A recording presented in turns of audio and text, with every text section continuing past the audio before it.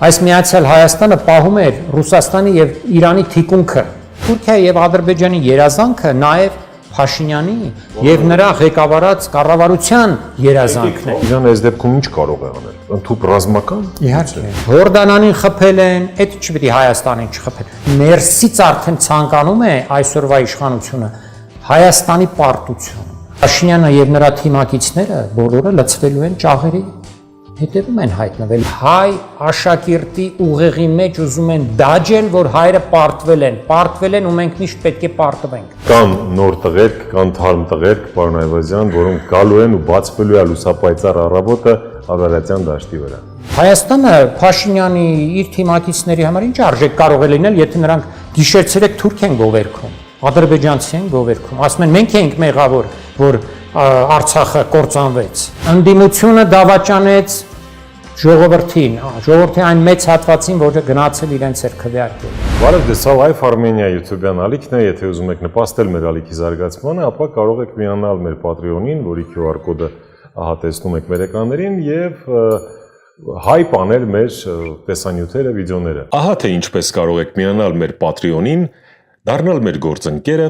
աջակցել մեր հաղորդումներին եւ լինելով հովանավոր նպաստել նորանոր նախագծերի իրականացմանը։ Մեծ սիրով ներկայացնում եմ մեր այսօրվա հյուրին, քաղաքագիտության դոկտոր, ռազմական պատմաբան Արմեն Այվազյան, բարով եք եկել։ Բարև ձեզ։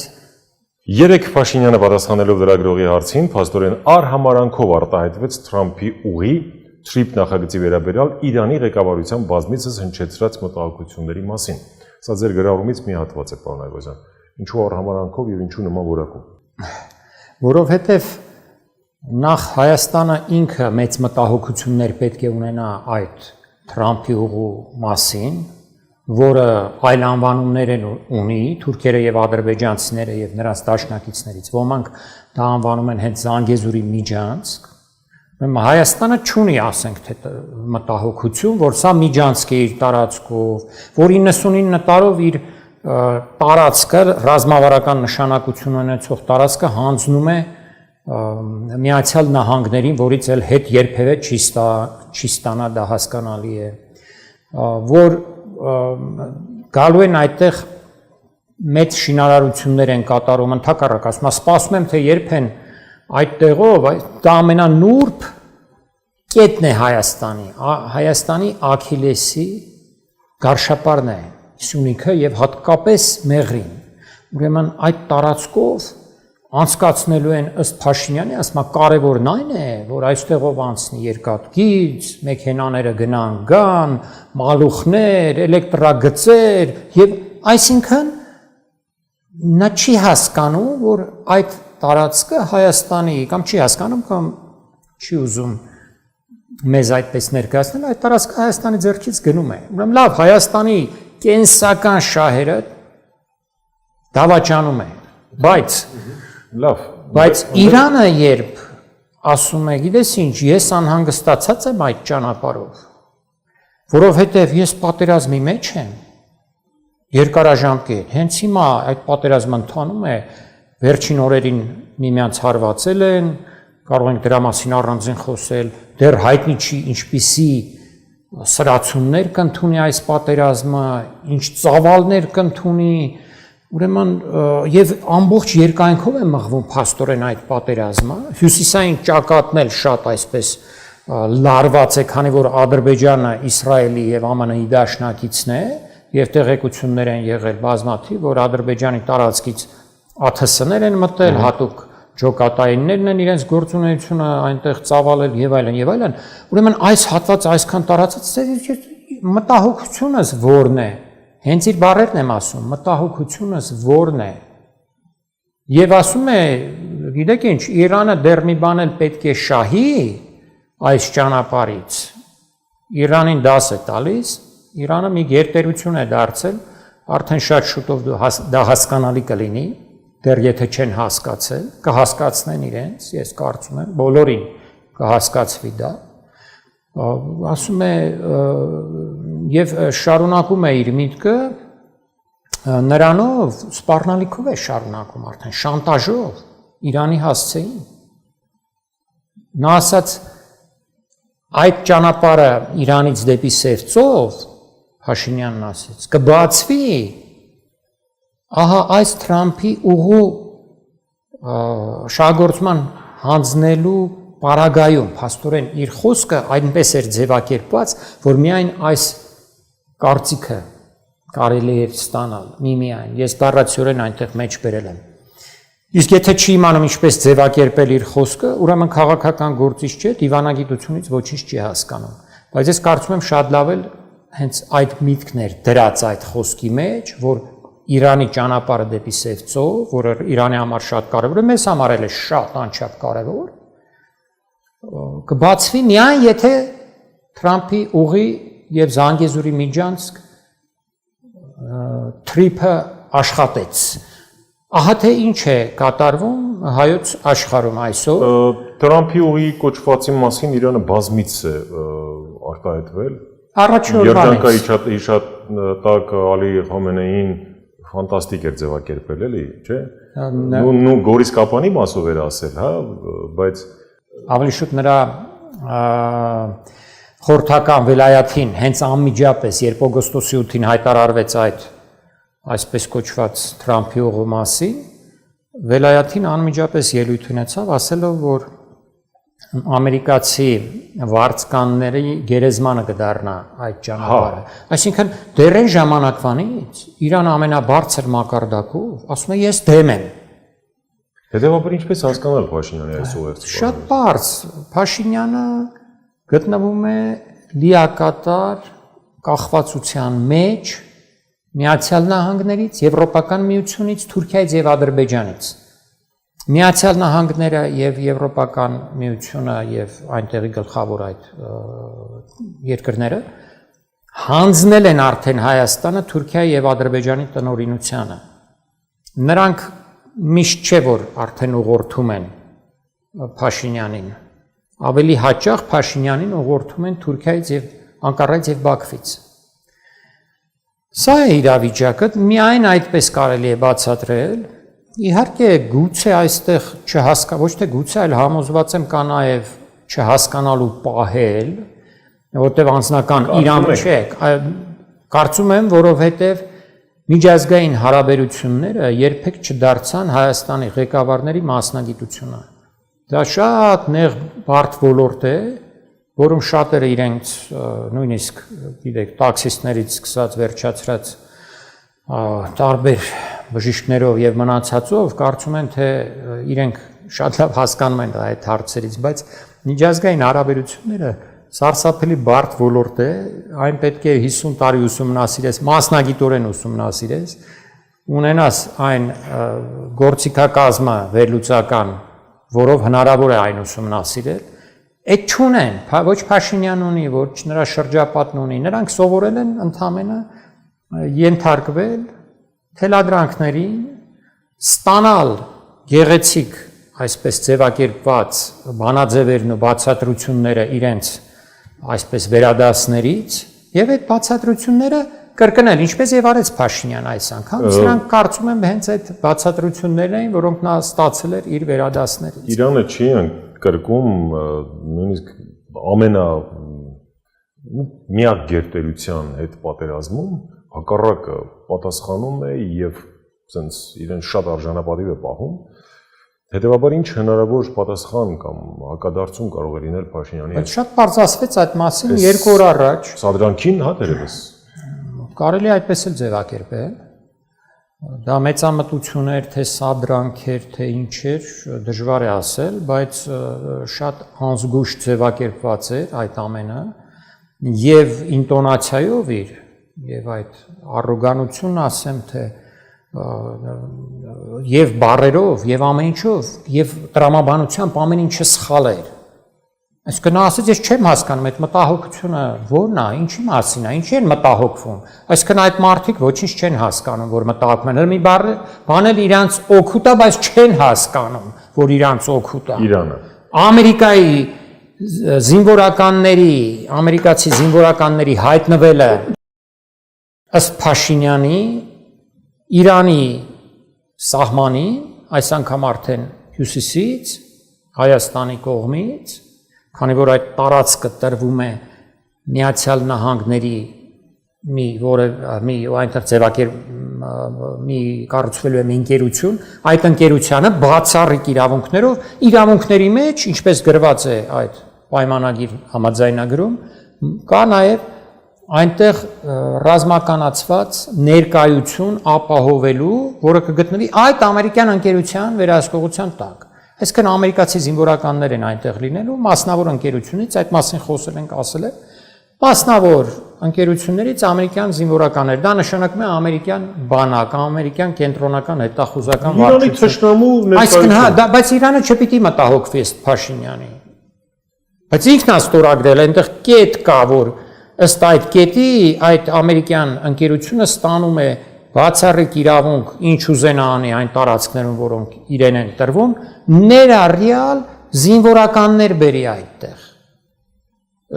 Եվ ինչ կարելի ասել, չգիտեմ, բարդ։ Այսինքն Հայաստանի ղեկավարը, եթե հասկանանք ինչ է կատարվում, իր հարավային հարևանի համար ստեղծում է գլխացավանք մեղմ ասած։ Իսկ մենք գիտենք Իրանը ինչպես է վերացնում, եթե չասենք ոչնչացնում, այդ երկու օր առաջ Իրանի նոր գերագույն առաջնորդի խորհրդականը ավելի պարզ ասեց, այն էլ մի 3 անգամ այդ միտքը տարբեր ձևերով կրկնեց, ասեց բոլոր պետությունները սահմանակից, Իրանին սահմանակից պետք է հասկանան, դաս ստանան այն բանից, թե ինչ կատարվեց Պարսից ծոցում այն երկրների հետ, որտեղ տեղակայված էին ամերիկյան զինված ուժեր եւ այդ երկրները տուժեցին։ Այսինքն էլ ոնց ասել։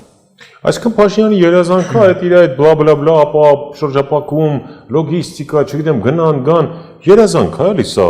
որը Իրանի համար սպառնալիք է ու ըստ էության բանը երազանք։ Թուրքերի եւ ադրբեջանցիների երազանքն է, որում 100-ամյա, 300-ամյա երազանքն է, որպեսզի Թուրքիան կապվի իր այս թուրքախոս ժողովուրդների հետ ցամաքային ճանապարհով։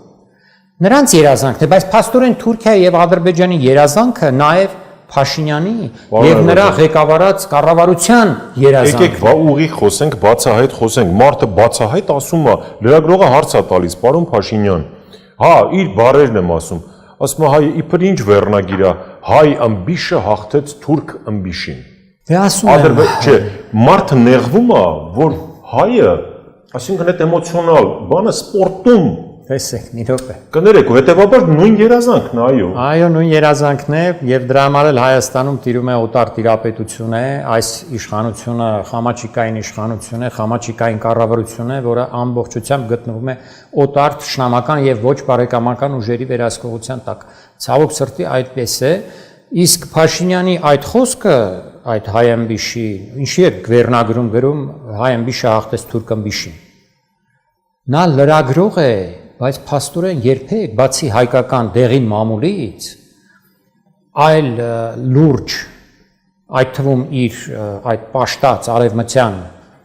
թերթերը չի կարդացել, լրատվամիջոցները չի կարդացել, որտեղ եթե բացի կարդա, կտեսնի որ միշտ շեշտվում է, որ պետության ներկայացուցիչը հաղթեց որ պետության ներկայացուցիչին։ Դա միշտ օրենք է։ Ասենք ճապոնացին հաղթեց ֆրանսիացուն, ֆրանսիացին հաղթեց անգլիացուն, միշտ նշվում է դա։ Այս մարդը այդ թերթերն էլ չի կարդացել։ Կարծում եմ միայն հայկական մամուլում է գրվում հայ մարզիկը հաղթեց թուրք։ Բա ինչ գրեն, բա ում հաղթեց։ Ում հաղթեց, մարդը չիմանա անմիջապես ում հաղթեց։ Թե ում ազգանունը գրեն այդ ըմբիշի, այդտեղից պետք է գլխին գնի, որ թուրք էր, թե գուցե չգիտեմ ինչ է։ Ինչ է ասածը, հասկանում եք, ասածը սովորական թուրքական մի ուրեմն ներկայացուցիչի ասած է, թուրքական դրածոյի ասած է։ Եթե այստեղ լիներ մի թուրք նահանգապետ Հայաստանում նշանակված, ադրբեջանցի նահանգապետ, այ նա կարող էր վերկանալ այդպես ասել։ Հետևաբար Թուրքիայի դες սրա ցնդաբանություններին շատ չանդրադառնանք, որովհետև ինչ ասես կարա երկնի իր լրագրողական ուղեղում, եթե լրագրողները չեն նեղվի իհարկե։ Պարոն Այվազյան, հետևաբար ինչ է ստացվում։ Իրանի սա թուրքական երազանք է, որը իրականացնում է Նիկոլ Փաշինյանը, եւ Իրանը այս դեպքում ինչ կարող է անել։ ընդհանուր ռազմական։ Իհարկե։ Դե ասում եմ, Սյունիքը դարձնում է Գերագույն առաջնորդի խորհրդականը բաց ասեց, որ խփենք այդ տարածքին, էլ ոնց ասեր։ Ասեց խփել ենք, չէ՞, Քուվեյթին խփել ենք, Բահրեյնին խփել ենք, Կաթարին խփել ենք, Սաուդյան Արաբիային խփել ենք, նույնիսկ Օմանին իրենց դաշնակից Օմանին, որ այդ շատ լավ հարաբերություններ ունեն, Օմանին էլ են խփել, Հորդանանին խփել են, այդ չպետք է Հայաստանին չխփել։ Եվ ասեց բոլոր պետությունները անկախ նրանից մենք լավ հարաբերություններ ունենք, վատ հարաբերություններ ունենք։ Սպառնալիք է։ Բասպառնալիք է, բայց եթե դու վերում ես Իրանի համար ճշնամական ուժ, ախր հասկանում եք նաև մի այսպիսի բան կա, սրանց ուղեղում դեռևս 90-ականներն են, իրենք չեն աճել, չեն տեսել, որ 90-ականների Միացյալ Նահանգները 2026 թվականին այլևս այն Միացյալ Նահանգները չի, 90-ականների Իրանը 2026 թվականին այլևս այն Իրանը չէ, Ռուսաստանը այն չէ, Թուրքիան այն չէ, ամեն ինչը փոխվել է, բայց սրանց մոտ դեռևս այդ Միացյալ Նահանգների եւ Եվրոպայի նկատմամբ այդ կույր հավատը, պաշտամունքը, թերարժեքության բարդույթը, այդ ամեն ինչը պահպանվել է։ Հիմա էլ առաջացել է նաեւ թուրքերի եւ ադրբեջանցիների նկատմամբ թերարժեքության բարդույթ։ Նրա յուրաքանչյուր խոսքում ոչ միայն պարտվողականություն է, այլև կեղծիք է, նենգափոխում է, սուտ է, երբ խոսում է Հայաստան-Ադրբեջան հարաբերություններից, երբ խոսում է Հայաստանի Հանրապետության անցյալից ապագայից։ Օրինակ, երբ ասում է, վերջերս էր ասում, երրորդ հանրապետությունը կառուցված էր հակամարտության տրամաբանության վրա, գուցե տրամաբանություն բառը չեմ հիշում, հենց տրամաբանություն ասես թե ինչ, բայց իմաստը դա էր, իսկ ահա չորրորդ հանրապետությունը կառուցվելու է խաղաղության տրամաբանության վրա։ Ինչ է սա նշանակում։ Այսինքն ուզում է ասի Հայաստանն էր մեղավոր։ Հայաստանն էր մեղավոր, որ մենք ունեցանք Արցախյան հակամարտություն, որ մենք փորձեցինք թույլ չտալ հայոց բնիկ հերթական մի աշխարհամասի բնաջնջումը, հայաթափումը եւ կանխեցինք եւս 30 տարով։ Թույլ տալով, որ այս Հայաստանի Հանրապետության տարածքը շնչի 30 տարի գոյատևի, սա է ասում, իսկ ասում եք չորրորդ հանրապետությունը հիմնվելու է խաղաղության տրամաբանությամբ, իսկ դա ինչ է նշանակում, միշտ երբ Փաշինյանը խոսում է խաղաղության մասին, պետք է խաղաղություն բառը մարդիկ հենց անմիջապես այդ խաղաղության փոխարեն իրենց մտքում դնեն կապիտուլյացիա բառը, ամեն ինչ իր տեղը կգա։ Բացի Փաշինյանից, ելով ասում խաղաղություն։ Մի օգուք ասեք։ Իր թիմը ասում է իհարկե։ Չէ, երկրներ, Ալիև, Էրդողան, որևէ մեկը խաղաղությունից խոսում է։ Ով է շանտեղ դնում դրանց ասածը ախր, պարոն Այվազյան։ Տեսեք, կա մեկ ուրիշ բան, երբ ասում են։ Պետք է մեր ժողովուրդը հասկանա, թե չէ ի վերջո։ Տեսեք, այս վերջին բաներին ենք անդրադառնում, կարևոր է, անկլավների մասին երբ խոսում է, տեսեք, անկլավներից ասում են, քանի որ մենք 74-5 թվականի քարտեզների վրա ենք հիմնում այս սահմանազատումը, ուրեմն պետք է այդ անկլավները նույնպես այդպես նկարենք եւ հետագայում էլ վերադարձնենք փաստորեն։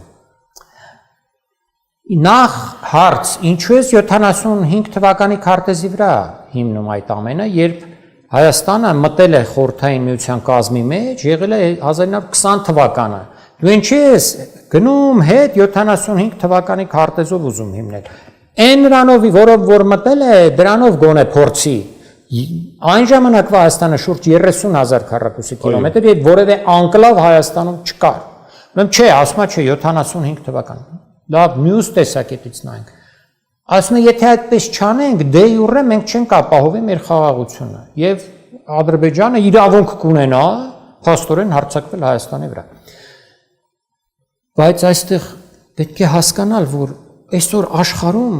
միջազգային իրավունք ոչ այսօր, ոչ էլ առանձնապես առաջ, բայց այսօր արդեն լրիվ քանդուքարապ է եղել միջազգային իրավունքը, որևէ նման պայմանագիր չի կարող պահպանվել, եթե չկան երաշխիքներ։ Իսկ երաշխիքներ չկան, ինքը ասում է երաշխիքը թուղթն է։ Այդ թուղթը երաշխիք չի կարող լինել։ Ինչու նոյեմբերի 9-ի 2020 թվականի նոյեմբերի 9-ի թուղթը չդարձավ երաշխիք։ Ինչու Ադրբեջանը անմիջապես խախտեց բոլոր կետերը, ծայրից ծայր բոլոր կետերը խախտեց եւ ցեղասպանություն կազմակերպեց Արցախում, դա էլ դաս չեղավ։ Հասկանում եք հիմա տեսեք թեկուզ նույն Իրան Միացյալ Նահանգներ հարաբերությունները։ Քանի անգամ է Միացյալ Նահանգները թուղթը ճղել շպրտել մի կողմ։ Վերջինը գլուխ էր գովում Թրամփը։ Սկսենք 15 թվականին կնքվեց միջուկային այդ զենքի վերաբերյալ, ավելի շուտ ոչ զենքի, այլ միջուկային ծրագրերի, Իրանի ծրագրերի վերաբերյալ այդ հայտնի պայմանագիրը, որին մասնակցում էին ոչ միայն Իրանն ու Միացյալ Նահանգները, այլև Ֆրանսիան,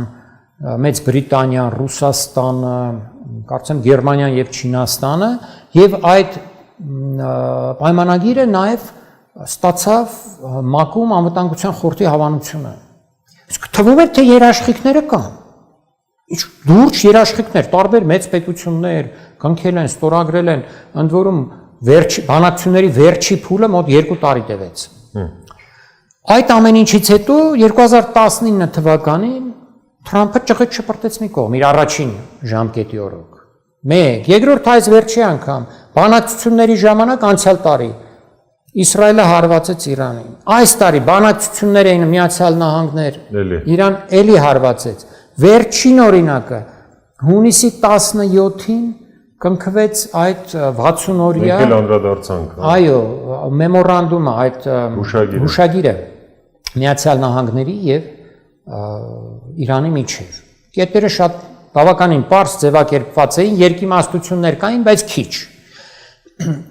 Անմիջապես մյուս օրվանից սկսեց խախտվել Իսրայելի կողմից, որը Լիբանանում շարունակեց իր ավելի ուժգին հարվածներ հասցնել, հենց անմիջապես, ու մինչև այսօր շարունակում է, այսինքն առաջի կետը ընդհանրապես հրադադարի մասին այդ կետը լրիվ խախտված է։ Հետո Միացյալ Նահանգները խախտեցին, հերթով խախտեցին այն կետը, որով Իրանը պետք է կազմակերպեր այդ նավագնացությունը Հորմուզի նեղուցով, 5-րդ կետն է դա, գոնե 60 օրվա մասին էր խոսքը։ Իսկ 3 օր առաջ արդեն խախտեցին, կարծեմ 8-րդ կետներ, որով հանեցին մտցրեցին նորից պատժամիջոցները իրանական նավթի վրա։ Խախտել են նաև մյուս կետը, որով պետք է Իրանը ստանար սառեցված իր ակտիվները։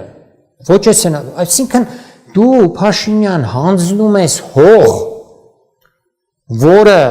պաշտպանվելու միջոց է, հողը դա երաշխիք է, ինքնին երաշխիք է։ Դու կարող ես այդ հողի վրա կանգնել, այդ հողի վրա կռվել, թույլ չտալով որ թշնամին ավելի մոտենա քո մյուս, իսկ այստեղ եթե մենք խոսում ենք Տիգրան Աշենի մասին, արդեն Երևանին է մոտենում թշնամին։ Տիգրան Աշենով որ դրեց որոշ կայանքներ, Երևանին է խփելու այդ կայանքներից արդեն նորագույն։ Ուրեմն այդ հողը երաշխիքը, այդ երաշխիքը որ տալիս ես, դիմացը թուղթը ստանում ես, էնելումից թուրքերից, որոնք երբեք չեն հարգել իրենց խոսքը, չես ստանում այդ թուղթը։ Իսկ եթե նույնիսկ ստանում ես, այո, նոյեմբերի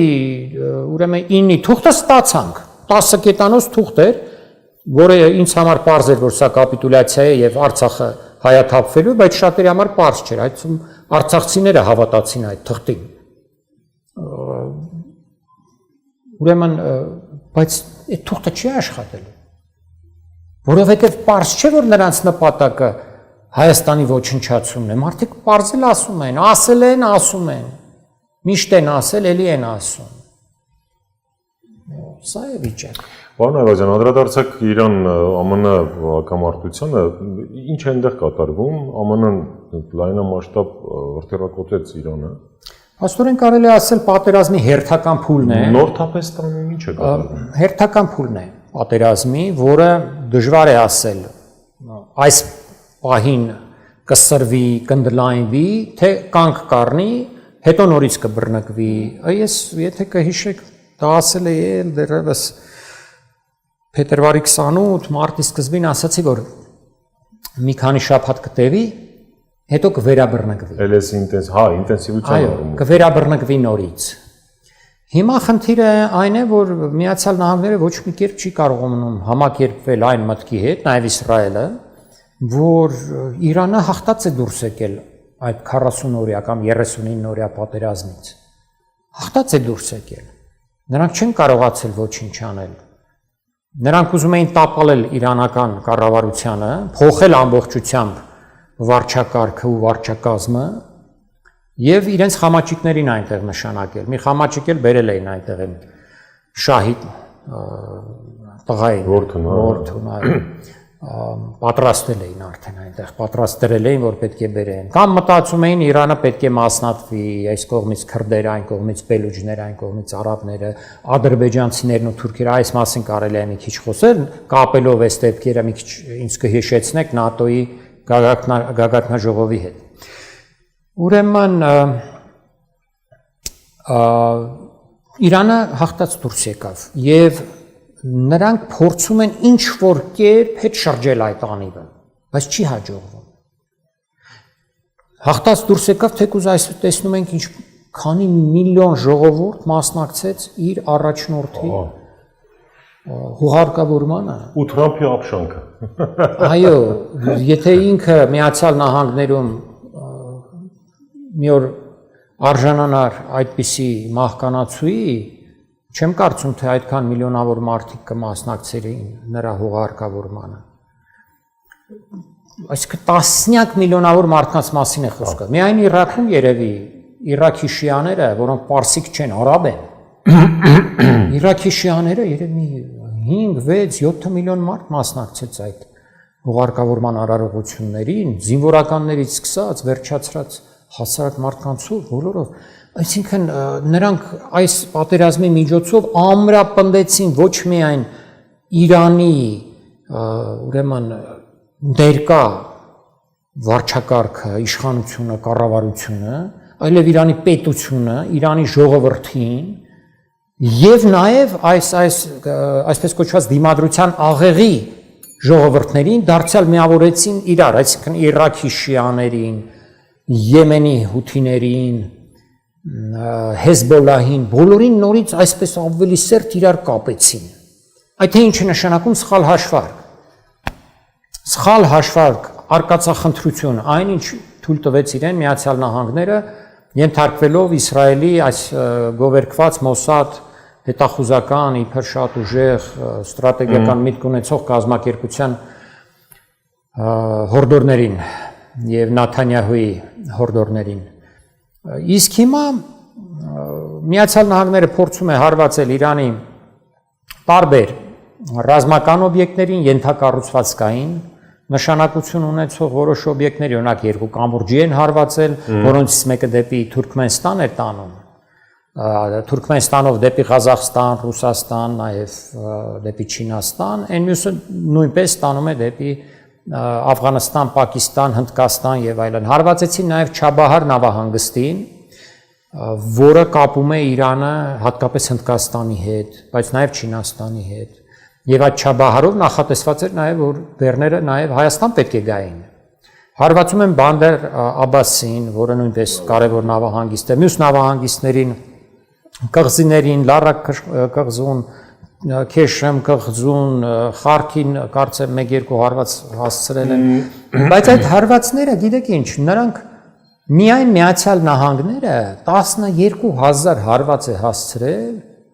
այդ 39-օրյա պատերազմի ժամանակ, չհաշված դեռ 12-օրյա պատերազմը անցյալ տարվա, գումարած 5-6-7000 էլ հասցրել է հարված Իսրայելը։ Այսինքն այդքան ծավալի հարված, որ հասցրել են այն ժամանակ եւ արդյունքի չեն հասել։ Հիմա այս հարվածներով սրանք չի կարելի համեմատել պատերազմի ժամանակ այդ հզորագույն ամենօրյա 24-ժամյա հարվածներին։ Սրանք որևէ արդյունք Միացյալ Նահանգներին չեն տալու։ Նրանք փորձում են գուցե թույլատրել նրանց հակաօդային պաշտպանության միջոցները, այդ ԱԹՍ-ները, որոնք կարող են հարվածել Հորմուզով երթևեկող նավերին, այսպիսի կետերի են նաև հարվածում, ռադարներին բնականաբար, բայց չեմ կարծում, թե դա հնարավոր է, որովհետև նաև բնական է, եթե հարվածում ես ինչ-որ բան ես տեսնում, որ հարվածում ես, բայց Իրանի զինված ուժերը շատ լավ հասկանում են, որ չի կարելի, օրինակ հակաօդային պաշտպանության հրթիռները հանել դնել միտեղ, որը կերև է։ Պարոն Այվազյան, հետևենք այս պասով։ Ուրեմն սա ասածս միտքս ավարտեմ, դա ինչ է նշանակում, որ դա կեղծ թիրախներ են դրանց մի մասը կամ մեծ մասը հասկանում եք, հարվածները գնում են դեպի երբեմն ոչ մի տեղ։ Ահա թե ինչպես կարող եք միանալ մեր Patreon-ին, դառնալ մեր գործընկերը, աջակցել մեր հաղորդումներին եւ լինելով հովանավոր նպաստել նորանոր նախագծերի իրականացմանը։ Պակաս կարևոր զարգացումներ տեղի չեն ունենում մեր քթի տակ, այսպես ասած, Reuters-ն է գրում, որ Ադրբեջանը, ուրեմն Ադրբեջանի ցամաքային ուժերը լայնածավալ զորավարություններ են անցկացնում։ Նախ սրա մասով ինչ կասեք, էլի իրանական ուղղությունն են բզբզում եւ Թուրքիայում տեղի ունեցավ ՆԱՏՕ-ի գագաթնաժողով, ստեղ շատ հետաքրքիր Թրամփի ներկայությունը, Էրդողանի գործոնը, այս մասով նաեւ իդեպ էլի ուշագրավ բաներ կան,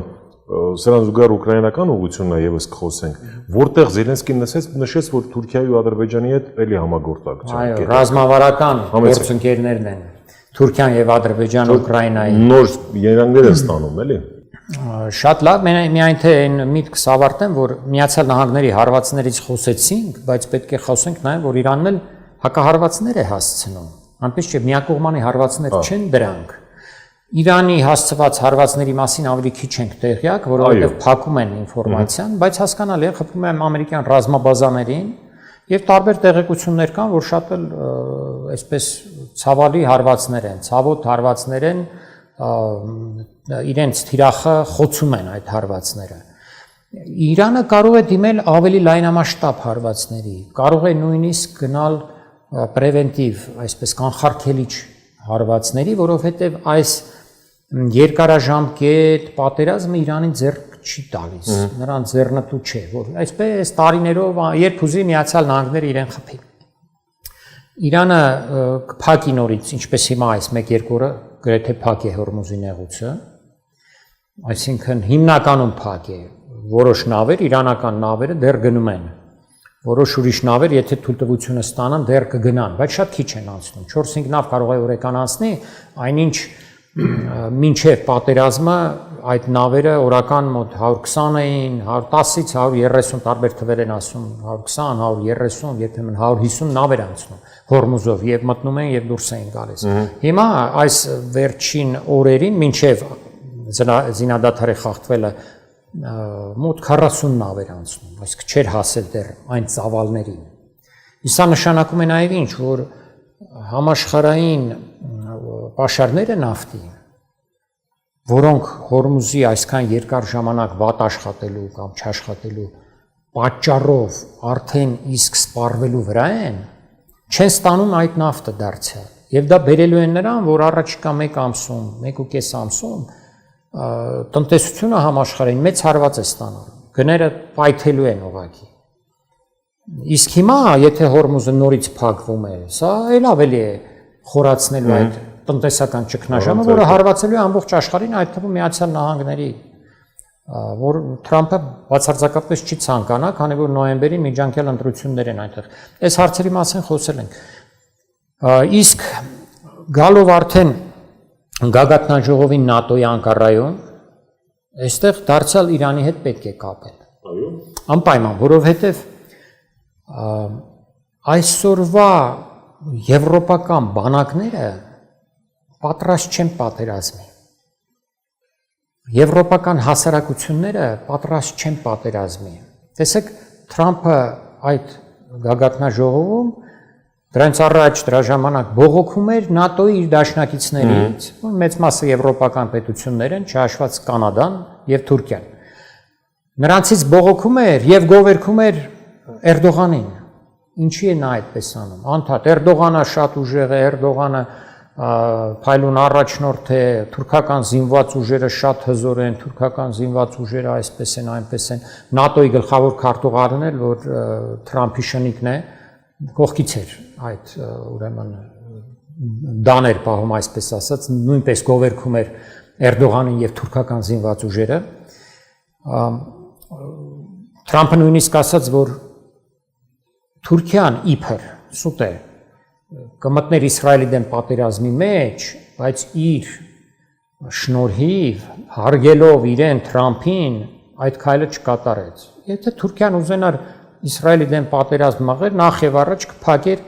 Ադրբեջանից դեպի Իսրայել հոսող նավթի ճանապարհը, որը իր ճանապարհով է, իր տարածքով է հոսում, Բաքու-Ջեյհան նավթամուղով է հոսում։ Ուրեմն դա դեռ չի փակել եւ մինչեւ այսօր էլ հոսում է այդ նավթը ու հոսում ամեն օր պատերազմի ժամանակ էլ էր հոսում, փաստորեն իսրայելյան բանակը ստանում էր իր էներգակիրները հենց Ադրբեջանից, Թուրքիայի տարածքի վրայով։ Այնպես որ մինչեւ Էրդողանը ցանկանա իսկապես պատերազմել Իսրայելի դեմ, դեռ շատ ջրեր կարող են հոսել եւ շատ տարիներ անցնել։ Բայց խնդիրն ինչն է։ Ամերիկան եւ Թրամփը տեսնում են, որ կռվելու ընդունակ ժողովուրդները քիչ են մնացել։ Կռվող բանակները քիչ են մնացել։ Եվ դրանցից մեկը թուրքական բանակն է, ադրբեջանական բանակն է։ Դրա համար էլ վերջին տասնամյակներին իրենք ամեն ինչ արեցին, որպեսզի ադրբեջանական բանակը եւ թուրքական բանակը ուժեղանան։ Ամեն ինչ, այդ որ Թուրքիան հանկարծ սկսեց միանգամից արտադրել էս ԱԹՍ-ներ, չգիտեմ, էսեն, տանկեր սեփական ինքնաթիռ է ուզում, կործանի չի արտադրում եւ այդ ամեն ինչը որտեղից, այդ բոլորը տրամադրել են արևմտյան պետությունները, ամբողջ տեխնոլոգիաները, ամեն ինչում օգնել են, նաեւ ֆինանսավորել են, որպեսզի Թուրքիան եւ Ադրբեջանն ուժեղանան։ Նաեւ ֆինանսավորել են եւ խրախուսել են, որ Հայաստանի դեմ հարձակվի Ադրբեջանը եւ Արցախը գրավի ու հայաթափի։ Սա պետք է հասկանալ, ով է քո թշնամին, ով է քո բարեկամը, ով է քո կեղծ բարեկամը։ Լսել ենք մինչև այսօր դատապարտում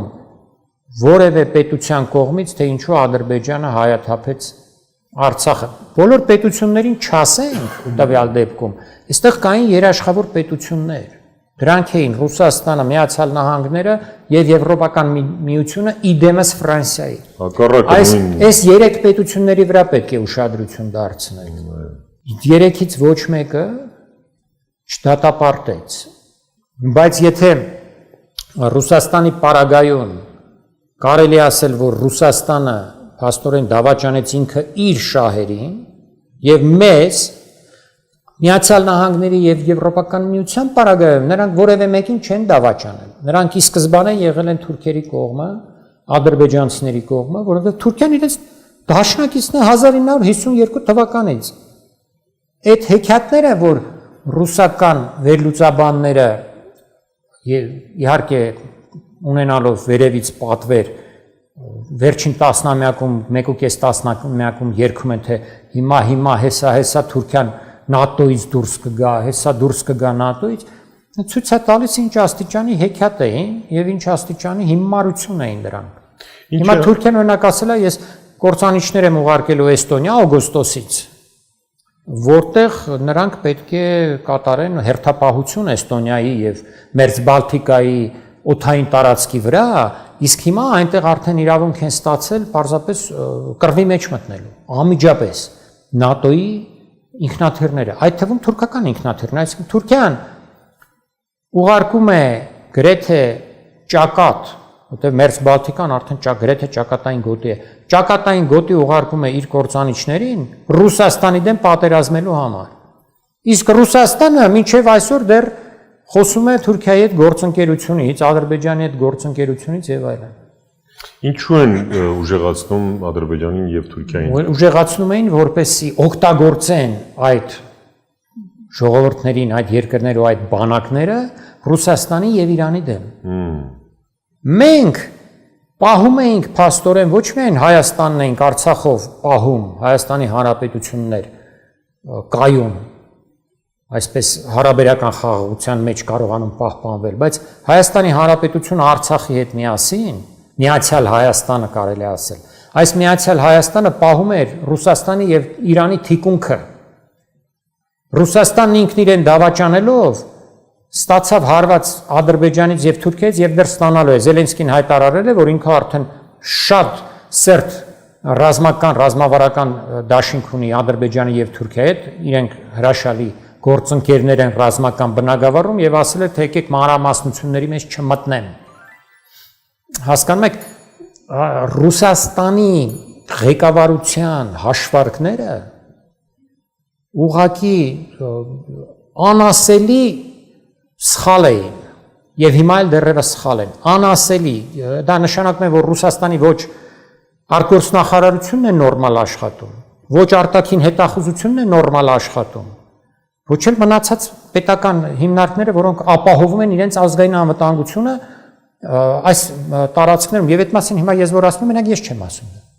Ո՞րն է ուզում վերջին օրերին ուկրաինական ասում են նաեւ հենց ռուս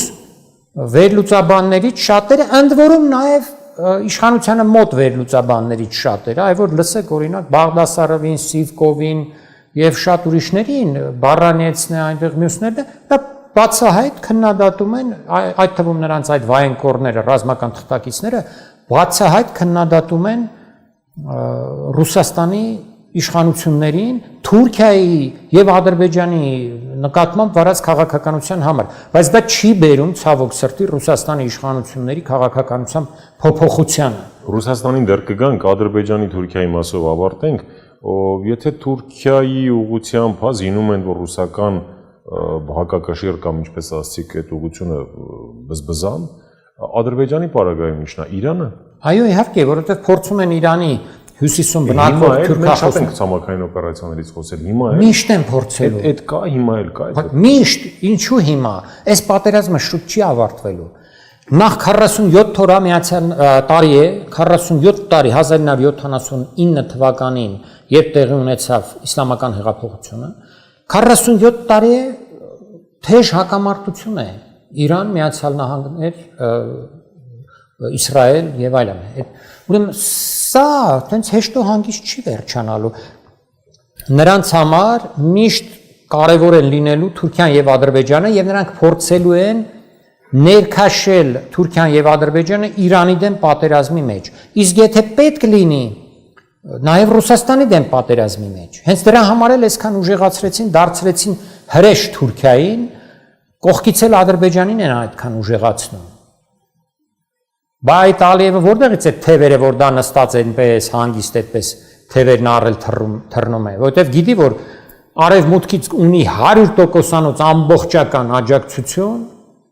Ռուսաստանից էլ այլ կերպով է այդ աջակցությունն եկել եւ Ռուսաստանը փաստորեն իր դիրքերը շահերը զիջելով համաձայնվել է որ Ադրբեջանը ստանա այն ինչ մինչև այսօր ստացել է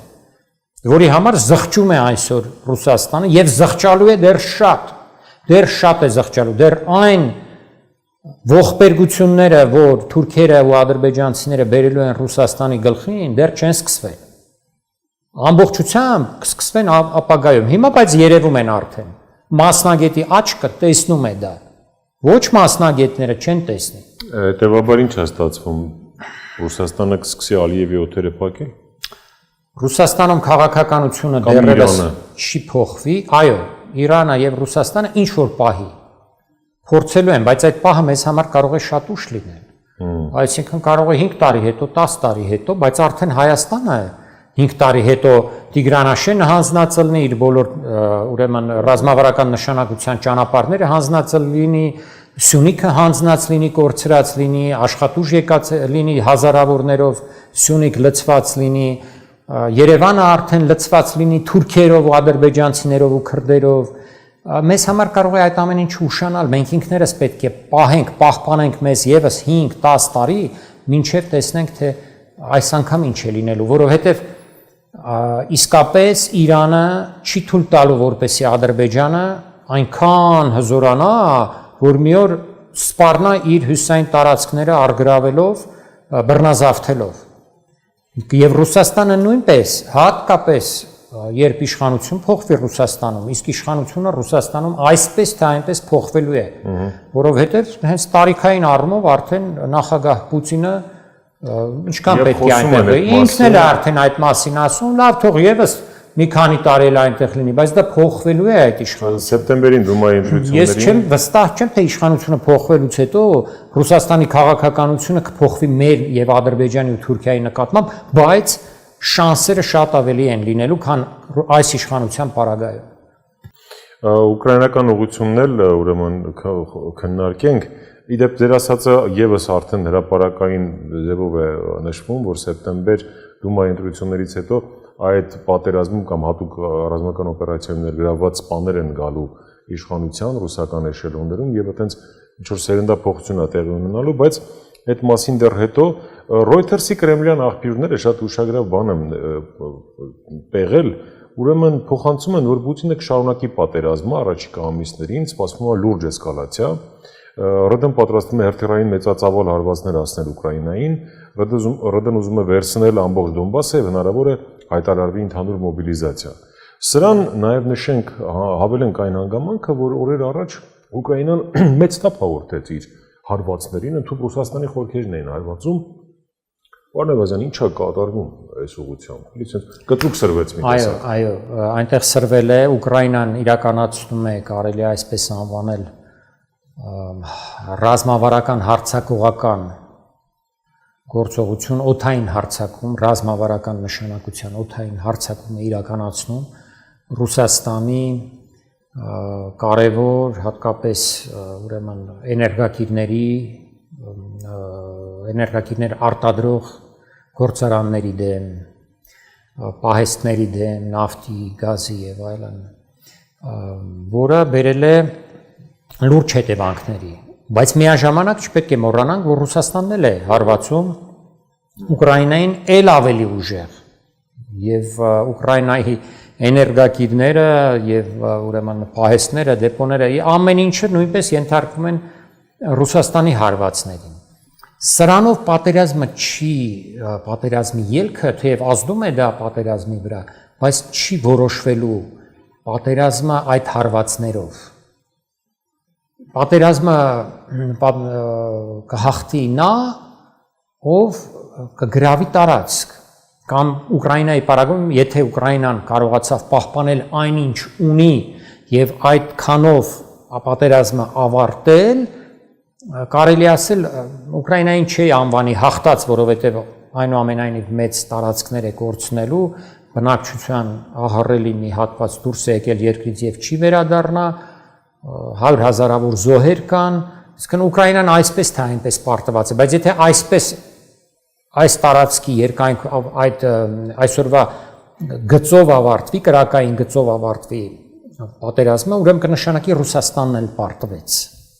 Դա Ռուսաստանի պարտությունն էլ կնշանակի, որը կարող է բերել հեղափոխական հետևանքների Ռուսաստանում։ Այս ամեն ինչը Ռուսաստանում շատ լավ հասկանում են եւ նրանք փորձելու են տարածք գրավել Խարկովը, գրավել Դնեպրոպետրովսկը, գրավել, եթե հնարավոր լինի Նիկոլաևնո, Օդեսան, Զապարոժիեն, հասկանում եք, սա է որոշելու պատերազմի ելքը։ Ու տպավորությունն է, որ այդպես կատաղած առաջ են գնում ու Պեստոնն ասեց, որ առաջկայում ավելի գիտեք, առաջ գնալը, տեսեք, այդ առաջ գնալը այդքան էլ առաջ չեն գնում։ Օրինակ, մի շաբաթ առաջ էր, թե 10 օր առաջ էր Պաշտպանության նախարարն էր, թե Գերասիմովն էր, գլխավոր շտաբի պետը հայտարարեց, որ տարվա սկզբից, այսինքն հունվարի 1-ից այս տարվա մինչև հուլիս ամիս ռուսական զորքերը, ինչպես իրենք են ասում, ազատագրել են 3000 քառակուսի կիլոմետր տարածք։ 3000 քառակուսի կիլոմետրը Ուկրաինայի պես ահռելի այդ տարածքում ոչինչ է։ 3000 ճիշտ է, կարևոր պաշտպանված այսպես ամրոցներ են գրավվել։ Դա էլ է կարևոր, այո, բայց 3000 շատ քիչ է, սարսափելի քիչ է։ Եթե հիշենք, որ Լեռնային Ղարաբաղի ինքնավար մարզի տարածքը մոտ 4.500 քառակուսի կիլոմետր է, ուրեմն Ռուսաստանը կես տարվա ընթացքում ազատագրել է Լեռնային Ղարաբաղի, չէ, տարածքի կեսից մի քիչ ավելի։ 2/3։ Այո, սա տարածք չէ։ Ճիշտ է, Կոնստանտինովկան ամրոց քաղաք է։ Այնտեղ կան ամրոց քաղաքներ, նաև Սլավյանսկն է, Կրամատորսկն է, ուրեմն Դրուշկովկան է, այս երեքն էլ գրավելու դեպքում այնտեղ մի քիչ բացվում է պաշտպանված խորքային տարածքներ չկան։ Բանն այն է, հետաքրքիրն այն է, որ Ռուսաստանը մի քանի տեղ է իրականացնում իր հարձակումները։ Ուղղակի այդ հարձակումները, չգիտես ինչու, շատ այսպես լոկալ բնույթ են կրում, անունը դնում են թե իբր ԱԹՍ-ները թույլ չեն տալիս, որպեսզի զորքեր կուտակեն, ԱԹՍ-ների պատճառով չեն կարողանում այս անել, այն անել, բայց մի տեսակ այնքան էլ այսպես գոհացուցիչ չեն այդ բացատրությունները։ Ամեն դեպքում այդ լոկալ հարձակումները երևի այսօրվա դրությամբ 5-6 տեղ իրականացվում են։ Եվ Դոնեցկի ճակատն է, եւ հարավային ճակատն է, եւ Խարկովի ուղղությունն է, եւ Դնեպրոպետրովսկի ուղղությունն է։ Սա նշանակում է, որ բավական լայն են այդ գործողությունները, բայց ինձ թվում է առանց մոբիլիզացիայի հազիվ թե գլուխ բերեն Ուկրաինային հաղթելու այն տարբերակը, որով իրենք էին ներկայանում ուրեմն 2022 թվականին, այսինքն Ուկրաինային դեմիլիտարիզացիայի ենթարկելու, դենացիֆիկացիա, դեմիլիտարիզացիա այդ իրենց ծրագրերը չեն իրականանա, քանի դեռ գոնե չեն գրավել մի շարք կարևորագույն քաղաքներ։ Այստեղ էլ ուրեմն հետևենք ու հաղորդման վերջաբանն է մի քանի խոսք էլ մեր երկրի ներքաղաքական կյանքից խոսենք, պարոն Այվազյան, ստեղ Ծառուկյանին 10 հացական տապալում գետնին իր տանը, ոչ դիմադրություն կա, ոչ բան կա, առյուծ ենք սպանում, էլ ինչ ենք անում։ Ռոբերտ Քոչարյանն ենք դատում, Սամվել Կարապետյանն ենք դատում, ինչ կասեք։ Հայաստանում բացահայտ բռնապետ չի այստեղ են անցել գործի։ Ամսի 8-ին առավոտյան, այսինքն ընտրությունների առավոտյան ես գրեցի, որ Փաշինյանը ստիպված է լինելու քողարկված բռնապետությունից անցնելու արդեն բացահայտ բռնապետության։ Իրեւ ձեր խոսքերն են օտար տիրապետություն եւ բացահայտ բռնապետություն, այլևս առանց դիմակի։ Այո, առանց դիմակի բռնապետություն է եւ ինքն էլ փորձում է ներկայանալ որպես բռնապետ, իր ամբողջ խոսույթը բռնապետի խոսույթ է։ Հայաստանը, ինչպես ասել եմ, չունի ռեզերվ դասական բռնապետություն լինելու համար, տապալվելու է այդ փորձը, տապալվելու է, պարզապես խնդիրն այն է, որ տապալվելու է, բայց Հայաստան երկիրը եւ ժողովուրդը մեծ վնասներ են կրելու, քանի որ ընդդիմությունը անցավ իր վերջին 8 տարվա հայտնի այդ ռեժիմին, քննադատում են Փաշինյանին։ Այսպես շարունակում են քննադատել Փաշինյանին։ Այդպես կարող են եւս մի 8 տարի քննադատել Փաշինյանին։ Հասկանում եք, ընդդիմություն չունենք մենք, խնդիրը դա է։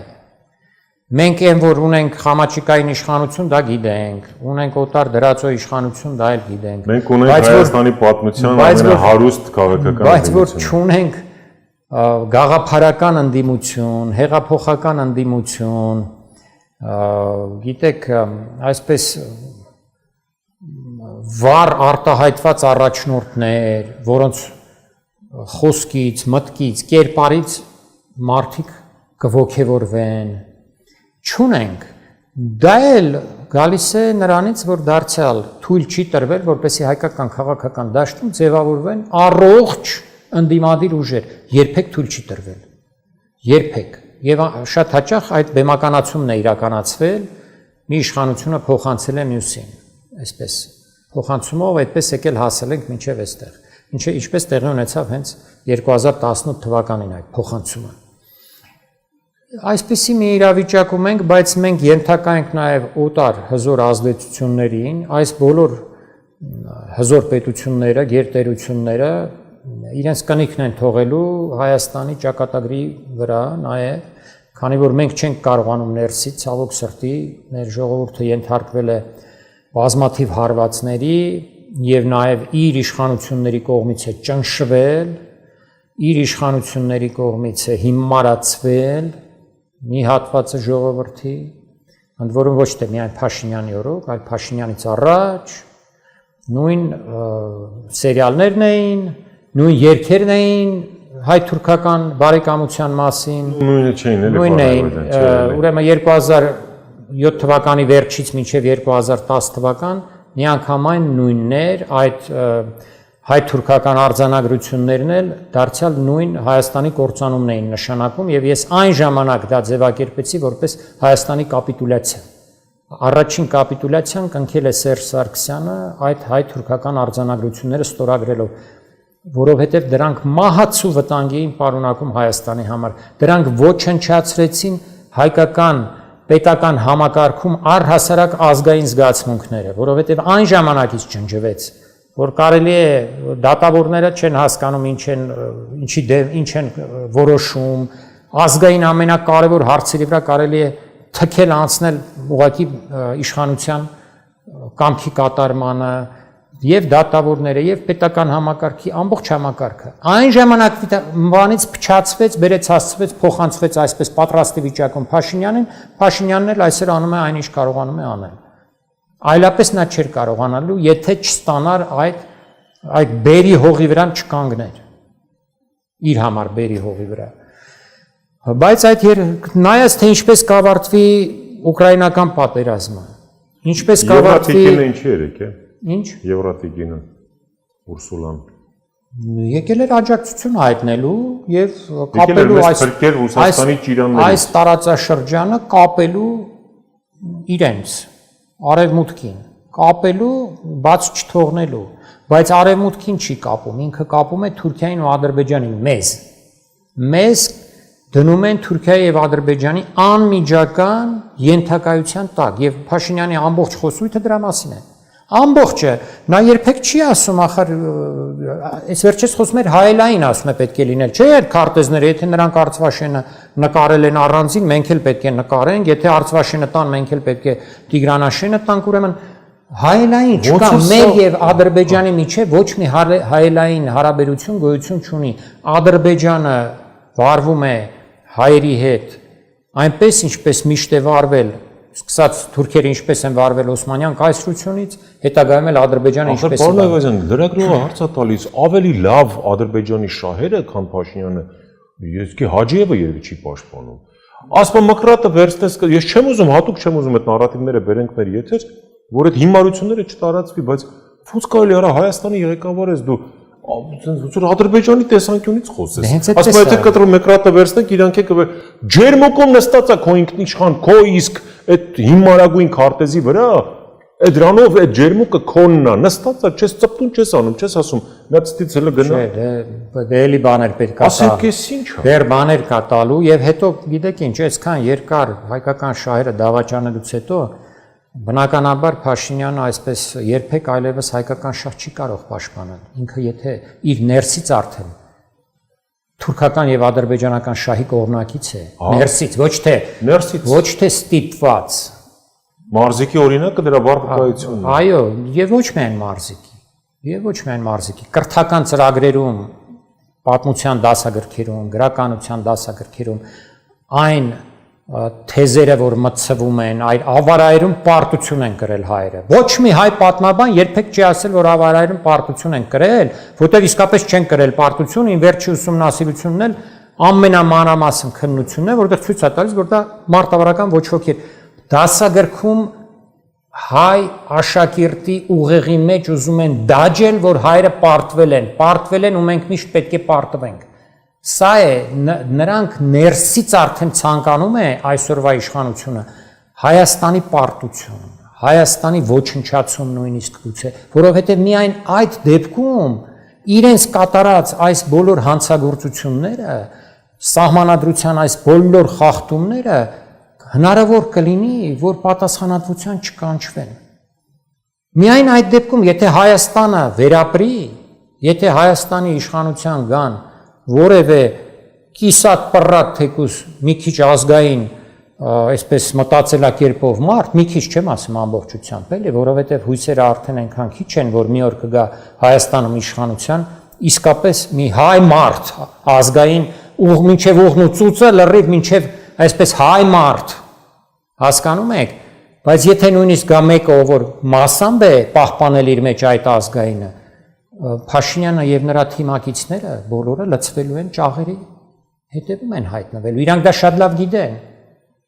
Ուրեմն պետք է ինչ արվի, ուրեմն պետք է Հայաստանը լիկվիդացվի փափուկ ճանապարհով։ Եվ ես ժամանակին անվանել եմ Փաշինյանի կառավարությունը լիկվիդացիոն հանձնաժողով։ Սա լիկվիդացիոն հանձնաժողով է։ Իրենք փափուկ կետ-տարկետ շարժվում են Հայաստանի հնարավորին չափ փափուկ ոչնչացման ճանապարհով։ որ Հայաստանը ինքը չզգա, որ արդեն չկա։ Ինչեւ Զարթնի տեսնա 50% արդեն հայեր չեն ապրում Հայաստանում։ Ինչեւ Զարթնի տեսնի Սյունիքը չկա։ Սյունիքում դրվա արդեն ամերիկյան զորքեր են, չգիտեմ 10,000 օտար բանվորական ուժ է եկել, չի ուզում գնա այնտեղից։ Հայաստանի Երևանի փողոցներում, չգիտեմ, ինչ երիտասարդություն է, իսկ Հայաստանի երիտասարդությունը ուսանողական համվել է, տարվել է այսպես կոչված ակադեմիական քաղաք, մայրաքաղաքից հեռու։ Նրանց փոխարեն բերվել են այստեղ տարբեր օտար ցեղեր ու ազգեր ու ժողովուրդներ, տարբեր ռասաների եւ կրոնների եւ չգիտեմ ինչերի։ Այս փափուկ ճանապարհով են ուզում Հայաստանը ոչնչացնել։ Որտեղ նրանց համար արժեք չի Հայաստանը, հասկանում եք, արժեք չի։ Հայաստանը Փաշինյանի իր թիմակիցների համար ինչ արժեք կարող է լինել, եթե նրանք գիշեր-ցերեկ թուրք են գովերքում, ադրբեջանցի են գովերքում, ասում են մենք ենք մեղավոր, որ Արցախը կործանվեց։ Ցավոք սրտի այսպիսի մի ծանրագույն իրավիճակում է Հայաստանը գտնվում եւ սրանից դուրս գալու ճանապարհները այսօր չեն երևում, քանի որ ընդդիմությունը դավաճանեց։ Ընդդիմությունը դավաճանեց ժողովրդին, ժողովրդի այն մեծ հատվածին, որը գնացել իրենց էր քվեարկել։ Այդ թե ինչ է կատարվում։ Բայց կան նոր տղերք, կան թարմ տղերք, պարոն Այվազյան, որոնք գալու են ու բացվելու է լուսապայծառ առավոտը Արարատյան դաշտի վրա։ Աստվածն առաջ։ Շնորհակալություն։ Ես էլ եմ շնորհակալ։ Ռազմական պատմաբան, քաղաքագիտության դոկտոր Արմեն Այվազյանն էր այսօր Live Armenia-ում։ Շնորհակալ ենք ձեզ ուշադրության համար, շնորհակալություն, որ մեր ալիքին բաժանորդագրվում եք, այսքան ակտիվ եք, տարածում եք մեր վիդեոները եւ առանձնահատուկ շնորհակալ ենք այն մարդկանց, ովքեր միանում են մեր Patreon-ին, որի QR կոդը հատեցնում եք ձեր էկրաններին եւ իհարկե այն մարդկանց, ովքեր հայպ են անում մեր տեսանյութերն ու վիդեոները։ Ահա թե ինչպես կարող եք միանալ մեր Patreon-ին, դառնալ մեր գործընկերը, աջակցել մեր հաղորդումներին եւ լինելով հովանավոր նպաստել նորանոր նախագծերի իրականացմանը։